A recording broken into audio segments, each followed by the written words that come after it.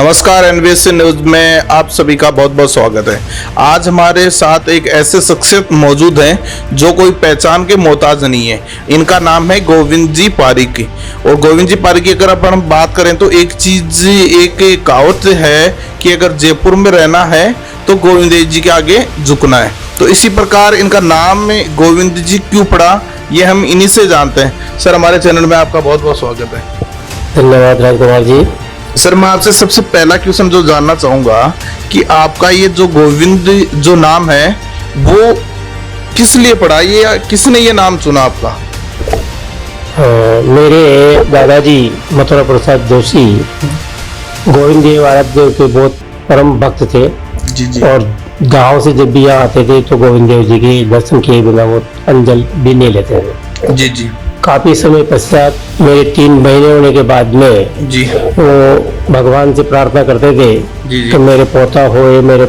तो फिर उनकी मांग पूरी हुई तो उन्होंने मेरा नाम गोविंद रखा। जी जी जी। इसलिए मेरे को गोविंद साहब पारीक बोला जाता है। अच्छा, इसका मतलब ये चीज तो जो मैंने कही वो ठीक रही कि वो गोविंद देव जी जो थे मंत्र और जो मंदिर बना हुआ है उसमें वो बिगड़ दर्शन किए हुए वो अंजन पानी भी नहीं करते थे, इसीलिए उन आपके दादाजी की वजह से ही आपका नाम गोविंद जी पड़ा, उन्होंने ही अपना नाम रखा। अच्छा चल सर, नाम पे तो चर्चा हो गई, अब अपन चर्चा करते हैं कि राजस्थान में सरकार बीजेपी की बनी, कांग्रेस को हार का सामना करना पड़ा। तो सबसे पहले अपन यही चर्चा कर लेते हैं कि कांग्रेस को हार का सामना क्यों करना पड़ा? कांग्रेस की हार का सामना इसलिए करना पड़ा जी। कि कांग्रेस पिछले 5 साल के अंदर 2 पतवार थे जो अपनी नाव को कभी इधर खींचते थे कभी इधर खींचते थे, जिसके अंदर माननीय अशोक जी गहलोत और सचिन पायलट साहब। जी जी। सचिन पायलट इससे पहले वो यहाँ के पीसीसी चीफ थे। जी जी। और उन गुर्जर समाज का एक मुख्य चेहरा था। इनके पिताजी भी बहुत अच्छे और बहुत प्रभावशाली राजनेता थे। जी जी।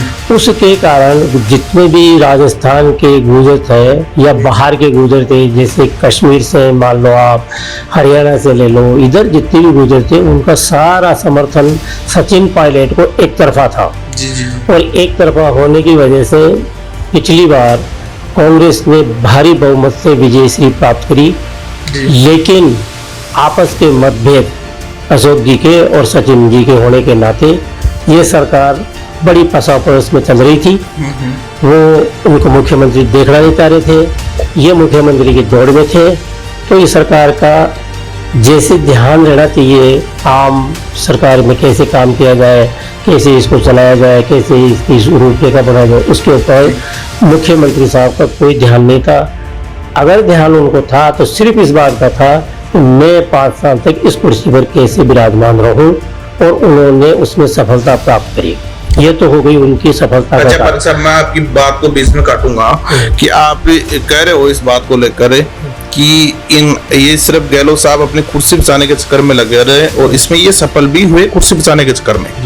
पर मैं आपसे ये भी जानना चाहता हूँ कि क्या पायलट सीएम बनने के काबिल थे या नहीं? नहीं, पायलट से बनने लायक नहीं थे, लेकिन उनका विश्वास इन्होंने प्राप्त नहीं किया गहलोत साहब। अगर वो गहलोत साहब सचिन पायलट का विश्वास प्राप्त कर लेते तो सचिन पायलट इतना गंदा आदमी नहीं थे जो कि इसके खिलाफ चलते।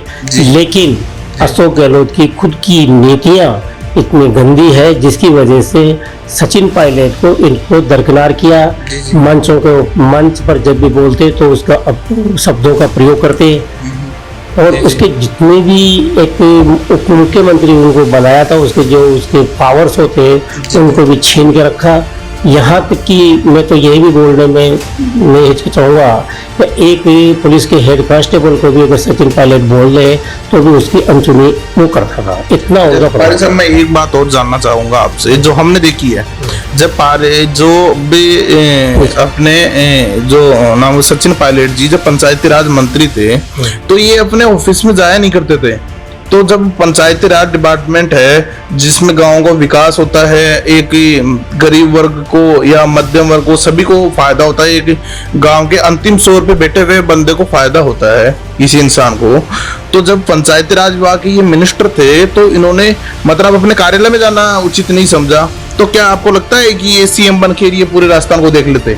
नहीं, मैंने सीएम के लिए नहीं बताया, मैं तो ये कहा कि अशोक जी ने इनका विश्वास नहीं जीता। जी जी और जिस पद के ये हकदार थे जी वो पद इनको नहीं मिला, कोई बात नहीं, जी, जी। लेकिन उसके अंदर मान सम्मान तो हर इंसान चाहता है। जी, जी। जो इतनी बड़ी सरकार इतने बड़े मत पतों से इतनी सीटें लेके आया है, उस जी, व्यक्ति जी। को दरकिनार कर देना जी, जी। तो अपमानजनक बात थी। वही कारण था आदमी अंतर्मन के अंदर दूषित था जी, और जी। दुखी होने के नाते उसका काम करने में कोई नहीं था। ठीक है, वो इंसान चारों तरफ उसने पांव पसारे, भागा करीब होगी, लेकिन उससे उसको सफलता नहीं मिली, क्योंकि अशोक गहलोत की जो नीतियां, अशोक गहलोत का जो कार्यक्रम, क्योंकि इसको बाहर का भी तो सहयोग था। इस वजह से सचिन पायलट अपनी किसी भी उसके अंदर सफलता प्राप्त नहीं कर पाए। और काम करना तो बहुत दूर की बात, उसका मन ये था कि मैं क्या करूं, किस तरीके से अशोक गहलोत जी को करूं, लेकिन वो कर नहीं पाए। और ये 5 साल गुजरने की वजह से आम जनता के अंदर ये संदेश गया कि जब ये आपस में तो लड़ रहे हैं तो जनता की क्या भलाई कर सकते हैं। अच्छा, पर मैं आपसे ये भी जानना चाहूंगा कि सचिन पायलट इस बार जब इलेक्शन हुए विधानसभा के, तो इस बार उन्होंने अपना भी दमखम पूरा लगाया, फिर भी उन्होंने हार का सामना देखना पड़ा। तो आपको क्या लगता है कि गुज्जर जो वोट बैंक है वो कांग्रेस को वोट दिया या बीजेपी को? देखिए साहब, गुर्जर समाज के पदाधिकारी, गुर्जर समाज के बड़े तबके के साथ मेरा बहुत अच्छा मेल जोल है। और स्पष्ट शब्दों में सारी उनकी जो वो होती है पंचायत है, उस पंचायतों के अंदर स्पष्ट निर्णय था कि अपन को किसी भी कीमत के ऊपर कांग्रेस को वोट नहीं देना है।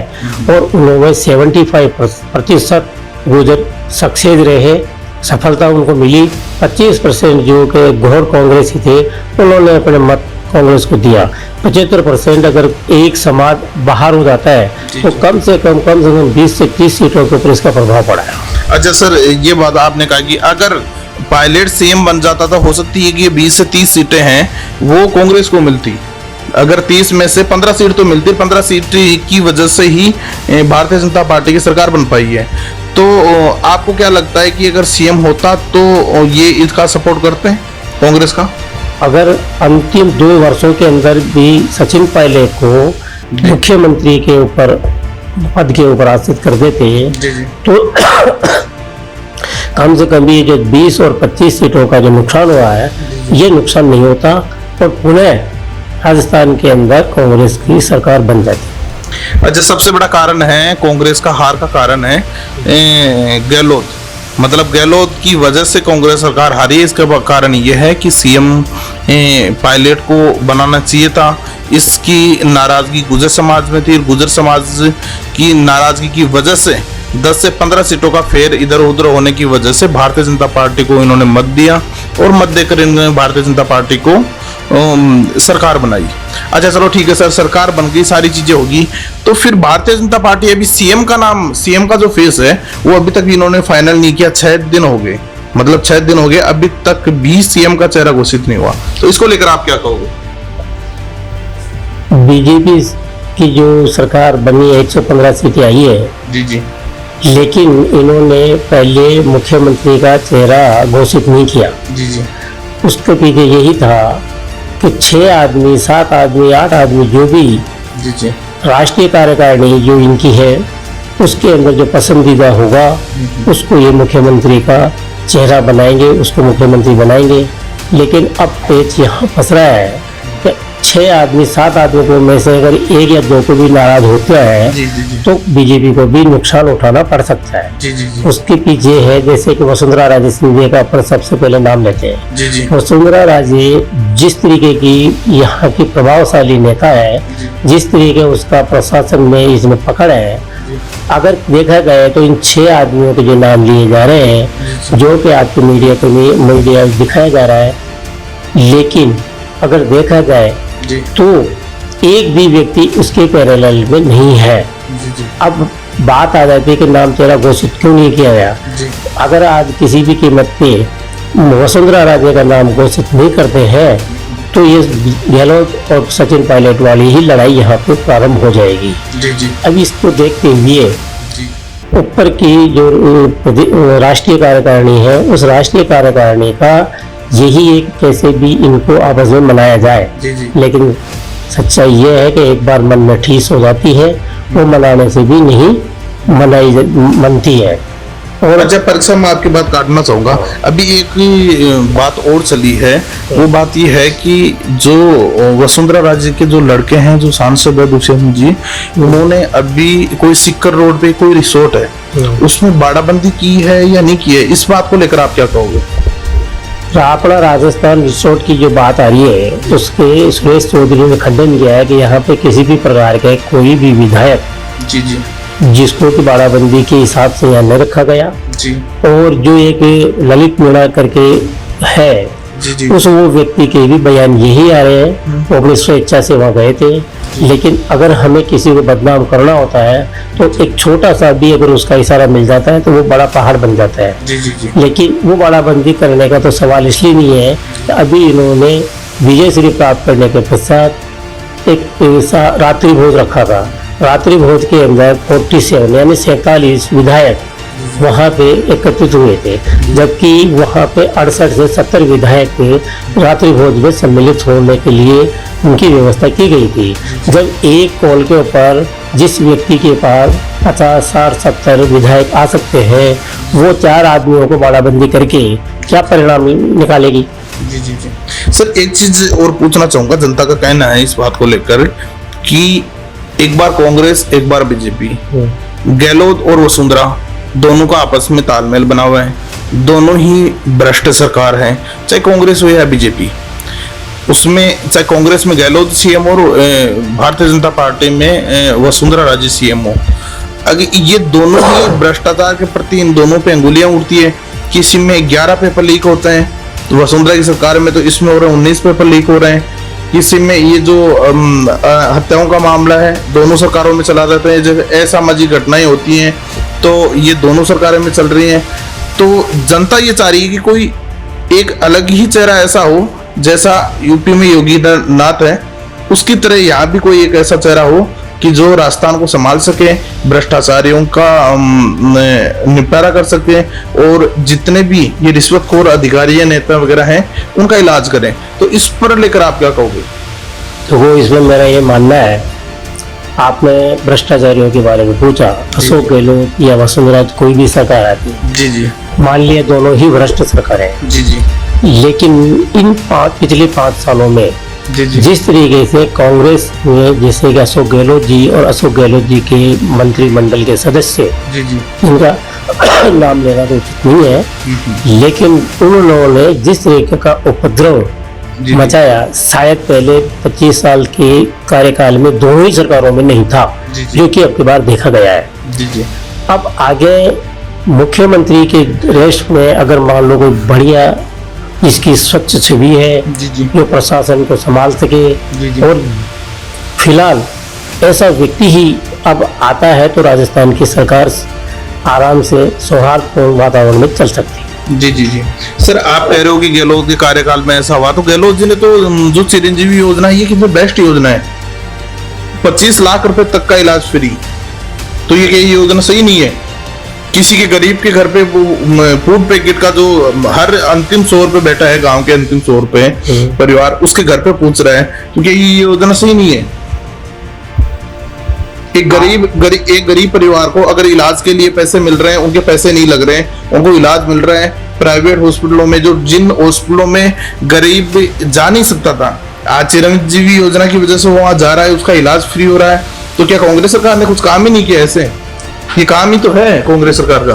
नहीं, आपने तो मुझे भ्रष्टाचार के ऊपर बात करी है, जी जी। ये भ्रष्टाचार में तो भी लिंक हो रहा है। नहीं, मैंने आपको बीच में आपकी बात को काट के मैंने ये बात कही कि आपने कही कांग्रेस सरकार हारी, उस पर भी अपनी चर्चा चली, क्यों हारी, रीजन क्या था। आपने ये कहा कि भ्रष्टाचारियां थे, कांग्रेस सरकार ने ये किया।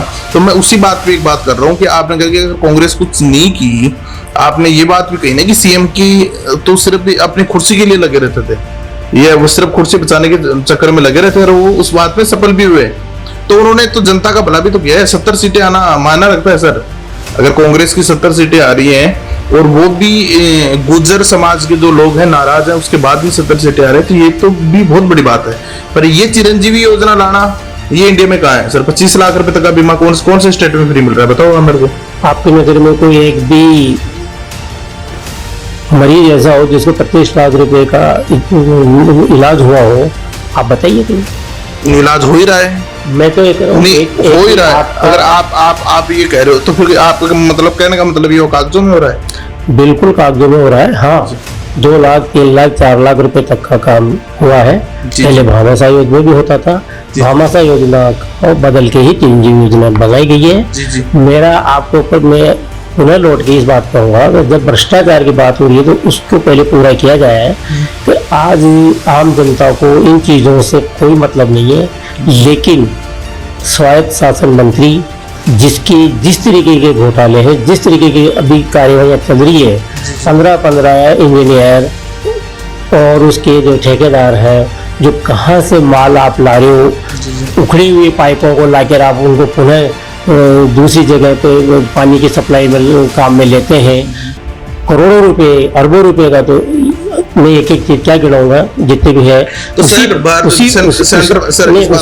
उसी प्रकार से कोरोना काल के अंदर स्वास्थ्य मंत्री ने किस तरीके की कार्रवाई करी है, शायद आप इनके आंकड़े देखो तो आपको आश्चर्यचकित हो जाओ कि किस तरीके से एक स्वास्थ्य मंत्री और सीएम ने मिलकर ये कार्रवाई करी है। उसके पश्चात अपने ही आदमी को बिल्कुल पाक साफ करके और उसे बाहर प्रभावी बनाया दिया जाता है, और उसका परिणाम आप देख रहे हैं कि किस तरीके से उसकी हार हुई है। अच्छा ठीक है सर, तो आप के पास सेंटर में भारतीय जनता पार्टी की सरकार है जी, आपके पास एजेंसी भी है, तो क्यों कार्रवाई नहीं करवा रहे आप लोग? इनसे ऐसे भ्रष्ट जो नेता है इन पे कार्रवाई क्यों नहीं हो रही? ये क्यों नहीं जेल में जा रहे? ये कार्रवाई हो रही है और ये जेल में भी जाएंगे। आपको कुछ 1 महीने 2 महीने 3 महीने थोड़ा इंतजार करना पड़ेगा, उसके बाद में आपको वो चेहरे वो नाम सामने आएंगे जो आप खुद चौंकेंगे कि ऐसा भी हो सकता है क्या। अच्छा चलो सर, ये तो भ्रष्टाचार की दोनों ही सरकारों पे अंगुलियां उठती रहती है। कांग्रेस सरकार के कुछ ज्यादा अंगुलियां उठ रही है, कांग्रेस सरकार में भ्रष्ट नेता ज्यादा है। इसी दौरान अभी एक कांग्रेस का लीडर है झारखंड का, तो उसके घर पे भी 200 करोड़ रुपए मिले हैं, केस मिला है 220 करोड़ रुपए, तो उसको लेकर आप क्या कहोगे? देखिए, ये 200 करोड़ तो एक नॉर्मल चीज है। जी जी। वो ये जो शराब माफिया होता है या कोई भी व्यापारी होता है, जी जी। उसके पास में 200-300 करोड़, तो इससे पहले क्या यूपी के अंदर इतने व्यापारी के पास पैसा नहीं मिला था? जी जी। आप एक ही जगह मानते हैं कि ये इतना कैश पेमेंट रखना बहुत गलत है, लेकिन फिर भी उसको मिला है ना, तो एक चीज को हाईलाइट कर दे। अगर आप अभी सही एजेंसियों का सदुपयोग करके, दुरुपयोग करके नहीं, जो भी दुरुपयोग हो रहा है वो सदुपयोग करके करोगे, तो भारतीय जनता पार्टी के जो दिग्गज लोग हैं वहाँ अरबों रुपए अलमारियों में क्या गोडाउन में बंद पड़े जो बदबू आ रही है उनके अंदर। लेकिन कौन देखे? अगर मान लो जिसके घर में कोतवाल साहब भी हो तो उसकी चोरी कौन करेगा? जी जी। अरे इसका मतलब ये हुआ कि भारतीय जनता पार्टी है जो एजेंसियों का दुरुपयोग कर रही है, ये कौन पर है? क्योंकि कांग्रेस के जो दिग्गज नेता हैं जिनकी छवि मतदाताओं में वोट बैंकों के लिए अच्छी है, उनका स्टेट में प्रभाव है, उन लोगों पे आप ईडी के छापे मरवा रहे हो, आईटी के छापे मरवा रहे हो, तो इस प्रकार मानसिकता इनकी ये नहीं लगती भारतीय जनता पार्टी की ये तानाशाही से काम कर रही है, एजेंसियों का दुरुपयोग कर रही है। देखो, इसमें ऐसा है, 2 बातें सामने आती है। जी जी। एजेंसियों का दुरुपयोग करना जी जी। और एजेंसियों का सही मायने में उनको मार्गदर्शन देकर उनका काम करवाना। जी जी। क्या होता है, अगर पकड़ में आ गया, चींटी तो पकड़ में आ जाती है, हाथी निकल जाता है। जी जी।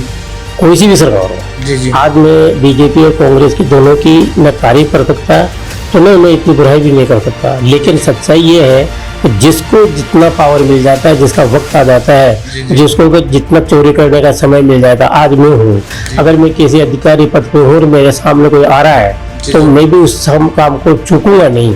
ये एक इंसान की फितरत है, और उस फितर के आधार पे ये कांग्रेस और बीजेपी के जो नेता हैं, जब इनको समय ये करोड़ों रुपए खर्च करके, करोड़ों रुपए देके अपना टिकट लाते, करोड़ खर्च करते हैं, तो उस पैसे को वापस कहीं से लाए, वहीं से अपने एडजस्ट करने के लिए भ्रष्टाचार नहीं करेंगे तो फिर क्या करेंगे?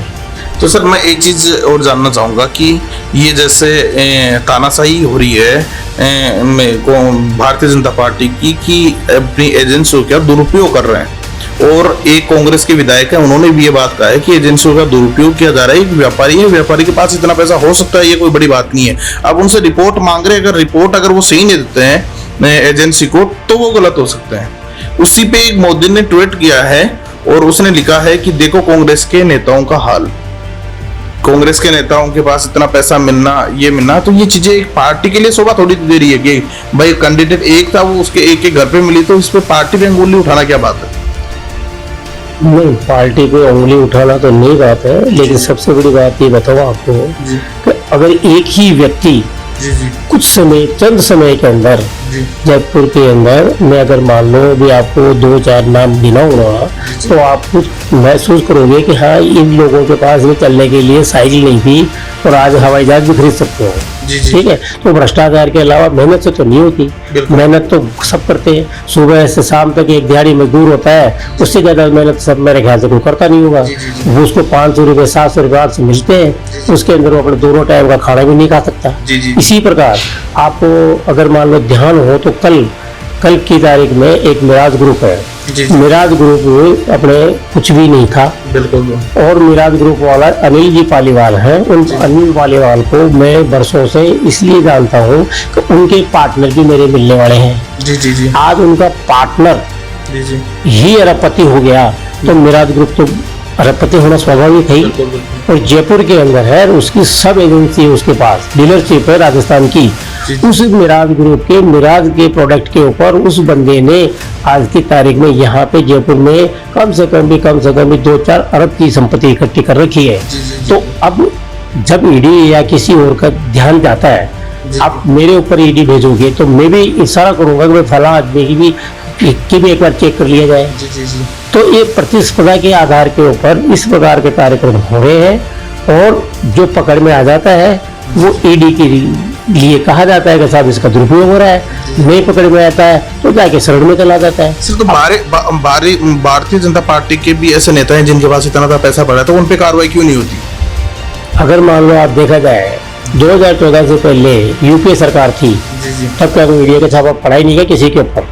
नहीं पड़ा। नहीं, उस टाइम पे जिस तरीके के घोटाले हुए हैं, जिसमें बड़े बड़े दिग्गजों के नाम है, कौन घोटाला है, और जितने भी घोटाले हुए हैं उन घोटालों का अगर जिक्र किया जाए तो ये नॉर्मल चीज है। 2,200 रुपये का 200 करोड़ का पकड़ लेना, उसके सामने जीरो है।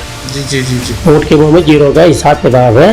ये कार्रवाइयाँ पहले भी होती थी, पहले ज्यादा पकड़ में नहीं आते थे लोग, अब ज्यादा पकड़ में इसलिए आ रहे हैं क्योंकि एक पार्टी का ये संदेश चला गया, ये पार्टी ईडी और आईटी का दोनों का दुरुपयोग कर रही है, और उस एक ही व्यक्ति के ऊपर सारी निगाह रहती है, क्योंकि वो भी दूध का धुला नहीं है, इसलिए सब उसके ऊपर उंगली उठाते हैं। जी। चलो सर, ये भ्रष्टाचार की बात है, अभी तो कोई सीएम चेहरा ऐसा आएगा, सीएम होगा तभी ही ये भ्रष्टाचार खत्म हो सकता है। तो मैं आपसे एक लास्ट क्वेश्चन करूंगा, शॉर्ट में जवाब देना कि सीएम अब आपके हिसाब से कौन होना चाहिए? इन सारी चीजों पे अपन ने बात की, इनको मद्देनजर रखते हुए आप ऐसा कौन होना चाहिए जो इन चीजों को खत्म कर सकता है राजस्थान में? अगर मान लो एक ही शब्द में आप मेरा जवाब चाहते हैं तो अश्विनी वैष्णव है, यदि उसको बना दिया जाता है तो फिर भी राजस्थान के अंदर सुचारू रूप से सरकार चलने की संभावना है। जी। धन्यवाद। जैसे अपन ने ये सारी चीज़ों पे चर्चा की, इन पे बात हुई, भ्रष्टाचार पे बात हुई, सरकार पे बात हुई, कांग्रेस की हार क्यों हुई, इस बात को लेकर भी हमारी बारीकी से चर्चा हुई, और चर्चा करके लास्ट में रिजल्ट निकला कि अगर भारतीय जनता पार्टी अश्विनी वैष्णव है जो सेंट्रल मिनिस्टर हैं, रेल मिनिस्टर हैं, अगर वो यहाँ अगर मिनिस्टर सीएम बनते हैं तो कुछ चेंजिंग हो सकता है, बाकी अदरवाइज नहीं हो सकता है। तो अब देखते हैं किस का सीएम का फेस होगा, कौन सीएम बनेगा, और उसके बाद में ही अपन जैसे सीएम बनेगा उसके बाद में फिर दोबारा से बारीकी से चर्चा करेंगे और कहेंगे कि उस समय जब आपने कहा था तो अब मुझे नहीं लगता कि भ्रष्टाचार खत्म होगा क्या नहीं होगा। तो इनकी बात को ध्यान में रखते हुए हम फिर दोबारा से एक बार चर्चा करेंगे जब सीएम बनने के बाद। फिर देखते हैं कि क्या राजस्थान में सुधार हो सकता है या नहीं हो सकता है, भ्रष्टाचारियों का इलाज हो सकता है या नहीं हो सकता है, दिन दहाड़े गोलियां चल रही है उनका इलाज हो सकता है या नहीं हो सकता है, गुंडा राज खत्म होगा या नहीं होगा। ये सारी चीजों का पता सीएम बनने के बाद ही पता चलेगा। आज हमारे जो प्रेक्षक हैं, जो राजनाथ सिंह जी हैं, रक्षा मंत्री जी हैं, जो सेंट्रल मिनिस्टर हैं, वो यहाँ आएंगे, आज या कल आ सकते हैं। उसके बाद में विधायक दल की बैठक होगी। बैठक होने के बाद पता चलेगा कि सीएम कौन होगा। इस बात के लिए विधायक दलों से सहमति लेंगे, होगी या नहीं होगी सहमति, वो आलाकमान को रिपोर्ट देंगे, उसके बाद में फाइनली होगा। अब हो सकता है कि कोई लिखा बात तैयार होके आए और यहाँ सीएम का चेहरा फाइनल होके आया हो वहाँ से, तो इनको सहमति जताने के लिए भी वो आ रहे होंगे प्रयोजक। तो ये कन्फर्म तब हो पाएगा जब सीएम विधायक दल की बैठक होगी, उसमें सीएम का चेहरा फाइनल होगा और फाइनल होने के बाद ही हम इस बात को लेकर दोबारा से चर्चा करेंगे। धन्यवाद।